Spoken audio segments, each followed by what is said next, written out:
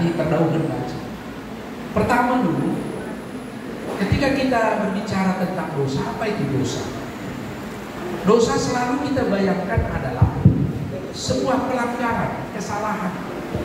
Itu selalu pikiran kita tentang dosa. Misalnya mencuri, merampok, cian, cikura, itu selalu dosa yang melanggar. Tapi sebenarnya dosa bukan hanya soal melanggar. Ketika kita tidak melakukan apa yang Tuhan kehendaki, itu pun dosa. Apa yang Tuhan kehendaki? Mengasihi.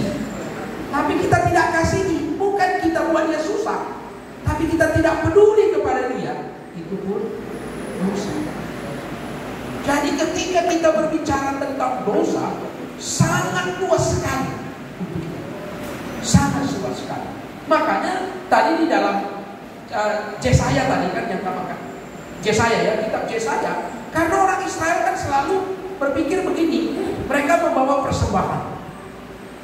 Dalam tradisi perjanjian lama, persembahan itu dipakai membersihkan dosa. Jadi ketika mereka berbuat dosa, mereka datang kepada Tuhan bawa persembahan. Setelah itu pulang lagi buat dosa lagi. Itu selalu persoalannya.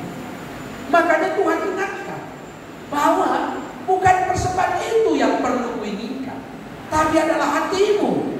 Itu ya persoalannya. Makanya ketika Tuhan juga bilang, ketika kita bawa persembahan kepada Tuhan di rumah, masih ingat musuh kita, pulang kamu dulu, berdamai kamu.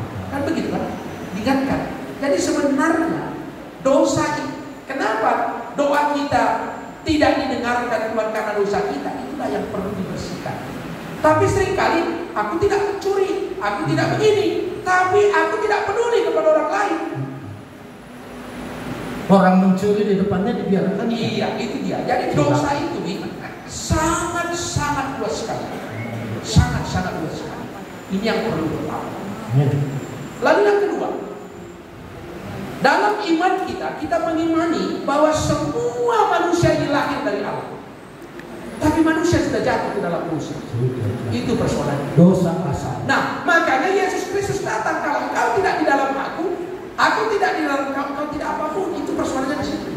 Jadi harus dihubungkan ke dalam teks. Bagaimana hidup baru itu bukan lahir dari manusia, ada yang Allah itu, ini anaknya, ini tidak anaknya. Semua ini adalah ciptaan Tuhan sebagai anak Allah, tapi manusia sudah jatuh ke dalam dosa. Lalu kita semua adalah orang berdosa. Nah, siapa yang mau kembali, itulah yang tidak berdosa tadi dikatakan. Yang mau kembali kita ke dalam sebuah persekutuan, ke dalam sebuah persekutuan bersama. Nah, lalu ada terakhir tadi yang tidak diampuni, apa tadi? Dosa yang mendatangkan maut. Semua dosa, upah dosa adalah maut. Tidak ada dosa besar, dosa kecil. Dosa curi ayam sama curi telur ayam sama. Ada catatannya di atas. Karena itu kalau mau buat dosa, buatlah dosa yang belum dibuat orang. Yo.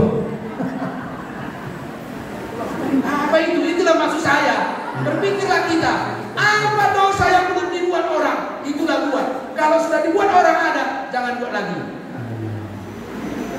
Mereka ada tapi artinya berusahalah untuk tidak berdosa. Itu maksudnya. Usaha. Karena tidak ada lagi yang sudah semua ada dosa. Upah dosa adalah maut. Jadi kita selamat bukan karena hitung-hitungan dosa kita, berapa banyak dosa kita. 50 kilo, oh, pendeta ginting karena besar dosanya berat begitu. Yang kurus begini dosanya kecil begitu. Enggak begitu. Ya, tapi yang maksud tidak diampuni itu adalah terus mengeraskan hati. Jangan keraskan. Terus mengeraskan hati. Itu yang selalu disebut mengucap Roh Kudus. Tidak mau. Kenapa? Karena Roh Kudus bekerja untuk mengubah kita. Roh Kudus kan tugasnya datang mengubah kita, tidak mau diubah. Roh Kudus sudah ditolaknya. Siapa lagi yang mengubah? Menghujat Roh Kudus. Tidak dibilang mengubah, menghujat Roh Kudus tidak mengampuni karena Roh Kudus dia yang mengubah. Tidak mau lagi diubah, apalagi siapa lagi yang mau yang bisa menyelamatkan dia? Roh Kudus pun tidak mau dia terima.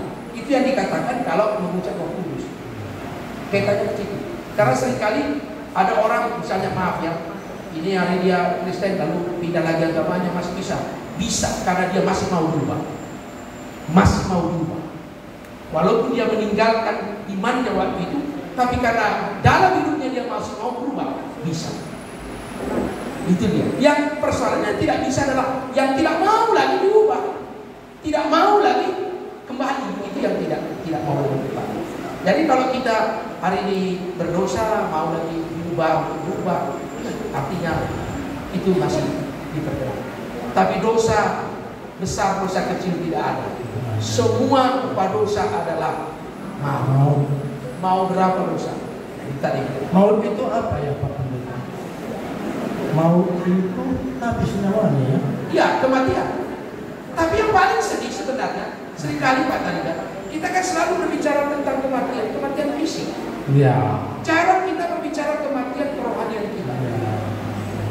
Padahal kalau kita baca di dalam perjanjian lama, itu seringkali digambarkan kamu itu seperti tulang-tulang yang bergerak, katanya. Seperti mati tapi bergerak, tidak ada lagi rohnya, tidak ada lagi kehidupan sebenarnya, tapi bergerak.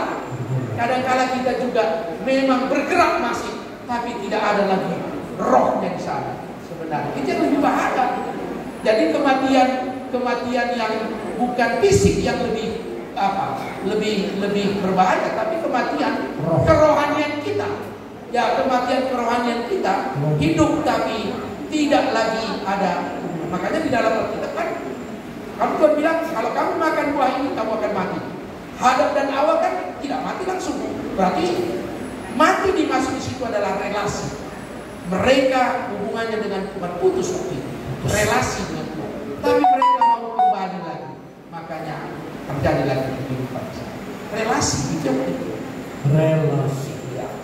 Ya, bujur di. Jadi